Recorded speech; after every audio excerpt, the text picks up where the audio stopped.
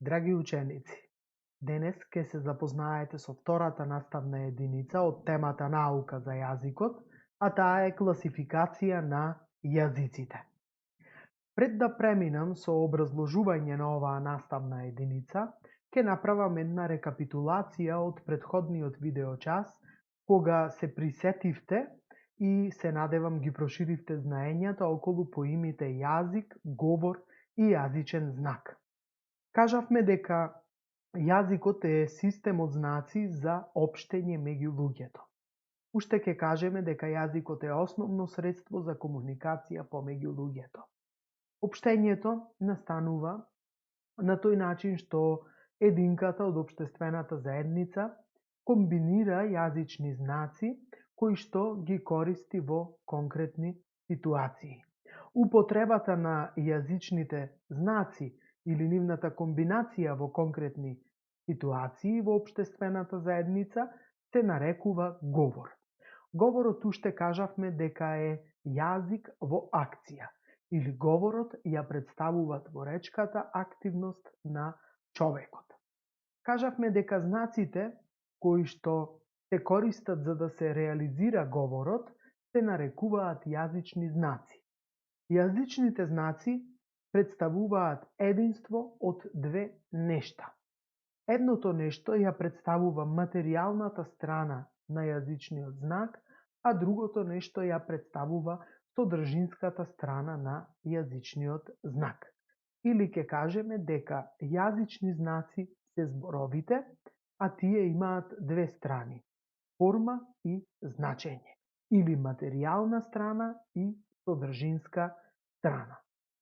Сега ќе преминам кон класификација на јазиците, која што овозможува нивно подобро и поцелосно проучување. Исто така, преку класификацијата на јазиците се укажува на сличностите и разликите меѓу јазиците во светот, а исто така се образложуваат и нивните меѓусебни врски и односи. Во науката за јазикот се наложуваат повеќе критериуми за класификација на јазиците во светот, меѓу кои како основен критериум се јавува јазичниот критериум. Јазичниот критериум секогаш поаѓа од структурата на јазикот. Другите критериуми обично тргнуваат од одделни јазични особености и тие се засноваат врз надворешни јазични фактори, какви што се историјата на народите, нивната култура, понатаму територијата на која се зборува дадениот јазик, како и употребата на јазикот во различни области на општење. При тоа се издвојуваат историски, географски и општествено-политички критериуми. Поред примената на сите овие критериуми, постојат пак различни видови класификација и различно истражување на сличностите и врските меѓу јазиците во светот. Како основни видови класификација се јавуваат генетска класификација, типолошка класификација, ареална класификација и социолингвистичка класификација. Најпрвин ќе ја разгледаме генетската класификација, која што ги групира јазиците во светот во јазични семејства поред нивната сродност. Односно, оваа класификација ја разгледува генезата на јазиците кои што се во непосреден допир. Таа тргнува од одделни историски јазични особености, кои што се среќаваат во повеќе јазици и укажува на нивните заеднички врски во минатото. Поред генетската класификација се изделуваат околу 20 јазични семејства. Познатото индоевропско јазично семејство ги опфаќа јазиците кои што се зборуваат во Европа и повеќето јазици во Азија. Врз основа на големиот број на заеднички генетски особености во индоевропското јазично семејство се изделуваат неколку одделни групи јазици кои што образуваат по едно одделно јазично семејство. Такви се словенските групи јазици, германските, романските, индиските. Сега ќе ја разгледаме типолошката класификација, која што ги групира јазиците во јазични типови. Оваа класификација тоа го прави врз основа на нивните формални карактеристики и според сличностите на нивната граматичка структура.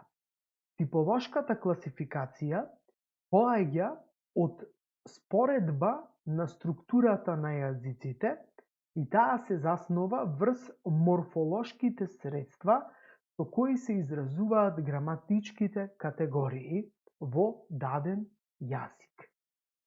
Сега ќе ја разгледаме табелата во која што се сместени неколку типови јазици, а ќе разгледаме врз чија основа се тие формирани, односно со каков тип на морфолошки средства се изразуваат тие граматички односи во дадениот тип на јазик. Од левата страна ги имаме флексивните, аглутинативни, коренски и полисинтетички јазици. Од десната страна ги имаме типовите на морфолошки средства. Флексивните јазици се изразуваат преку наставки. Аглутинативните јазици се формирани врз основа на афикси, односно додатоци на зборот, или суфикси и префикси. Коренските јазици се специфични по тоа што граматичките односи се изразуваат преку коренот на зборот, и полисинтетички, кај кои што имаме само зборовен дел. Од тука ќе заклучиме дека типолошката класификација ги групира јазиците врз основа на структурата на зборот и ги разгледува на современ план. Сега во оваа табела, ученици, ги имаме основните карактеристики на флексивните и на аглутинативните јазици. Ќе ве потсетам дека флексивните јазици или флексивните типови на јазици се засноваат врз флексијата, односно наставките како морфолошки средства. Аглутинативните јазици пак врз основа на афиксите, односно додатоците на зборот. Во оваа табела ги имаме сите специфики на флексивните јазици и сите специфики на аглутинативните јазици, при што, ученици, можете да ја направите компарацијата и да се увиди разликата помеѓу овие јазици. Кај флексивните јазици превладуваат менливи зборови, кај аглутинативните зборот не се менува. Кај флексивните, флексијата може да ја измени основата, додека пак кај аглутинативните афиксите се додаваат механички на основата на зборот, значи не може да се измени основата на зборот. Кај флексивните јазици, наставките имаат повеќе различни граматички значења, а кај аглутинативните јазици, секој афикс има само едно самостојно значење. И последната специфика, кај флексивните јазици нема остра граница меѓу основата и наставката, додека пак кај аглутинативните јазици има јасна граница меѓу основата и афиксите. Значи, поредбата е видлива и разликата е направена помеѓу овие типови на јазици, флексивни и аглутинативни. Наред е ареалната класификација. Во оваа класификација доаѓа до израз географскиот критериум.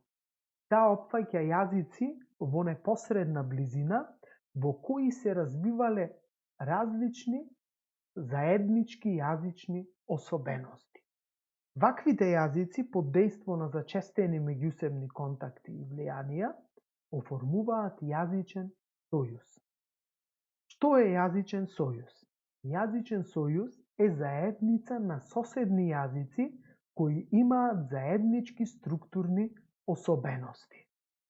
И на крајот ја имаме социолингвистичката класификација, која што тргнува од статусот на јазиците во различни општествено-политички заедници.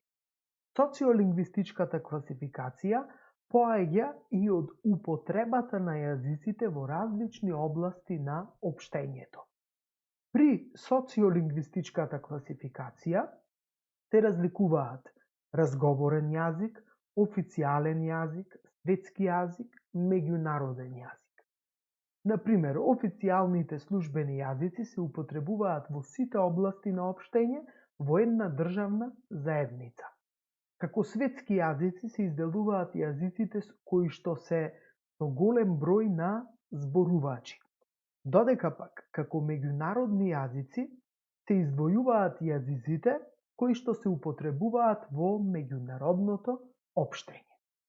Например, англискиот јазик има статус и на светски и на меѓународен јазик, додека пак кинескиот има статус само на светски јазик.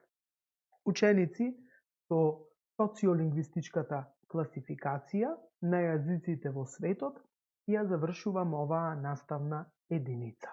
На наредниот видео час ќе започнеме нова тема од предметот македонски јазик и литература за трета година, а таа е историја на македонскиот јазик.